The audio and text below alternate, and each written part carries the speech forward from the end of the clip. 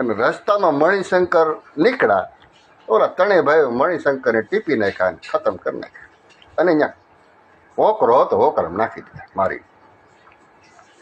પછી તો રાહ જોઈ, પણ અહીંયા આપા રતાને એની પાસે પીરાય હતી. આપા રતાને ખ્યાલ પીડ્યો છે કે કાંઈક ભીના બનવાની છે. એટલે વળી પાછું કીધું કે ઝાલા, તો કે હું આજે તારે હજી રોકાવાનું છે. ગુરુની આજ્ઞાનું અવગણ ન કર્યું, રોકાણ. પણ એ રાતની અંદર આપા રતા ઠાકરની માળા કરતા. તેમાં આપા ઝાલા ઉઠી અને ત્યાં ગયા. કે આપા રતાએ કીધું, કેમ આપા ઝાલા, નીંદર નથી આવતી? તો કે ના.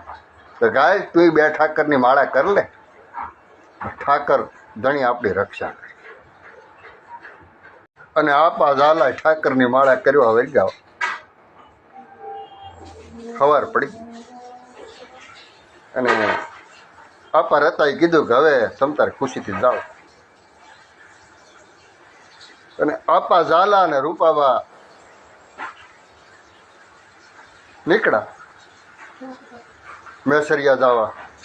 એમાં રસ્તામાં જે ગામમાં ઓલા બ્રાહ્મણને મારી નાખ્યો હતો હરિશંકરને, એ ગામ આડું આવ્યું. એટલે અહીંયા પબ્લિક બધી ભેગી થઈ. એટલે અહીંયા જોયું કે શું છે.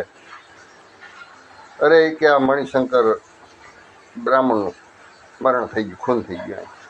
એટલે એ લોકોએ જોયું કે તો આપણા ગામનો આપણા ભેગા હતા એ જ. કામ કેમ થયું, કોણે કર્યું?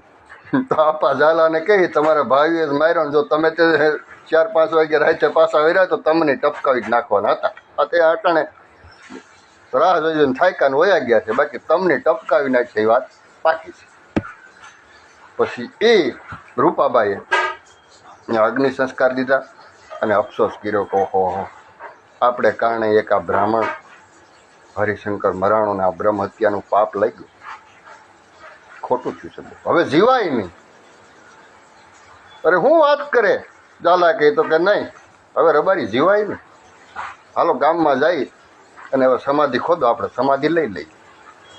હાલો સુતાવડે રાખો, મેસરિયા વાંકાનેર જઈને આપણે સમાધિ ગારવાની છે અને હવે સમાધિ લઈ લેવી છે. હવે જીવાય નહીં, કારણ કે આપણા જેઠ ઉપર ને આપણા ઉપર બ્રહ્મ હત્યાનું પાપ છે. હવે રૂપાબા કે જીવાય નહીં, મારે જીવતા સમાધિ લઈ લે. અને અહીંયા સમાધિ ગારવાનું ચાલુ કર્યું ને આખું ગામ ભેગું થયું.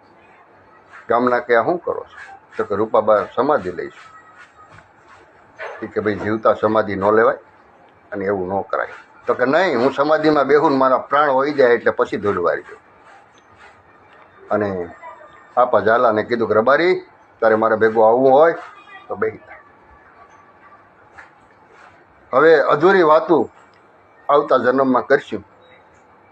અને જા, હું એક વચન આપું છું કે આવતા જન્મમાં મને ભગવાન હરિ ખુદ લેવા આવશે તો એ મને હથોએ થોપી દેજે.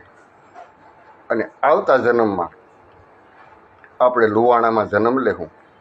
તારું નામ જલારામ છે અને મારું નામ વીરબાઈ છે.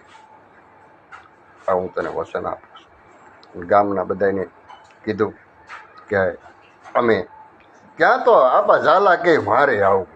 બે સમાધિ ભેગી લીધી અને સમાધિમાં બેઠતા પ્રાણ પંખીડા ઉડી ગયા.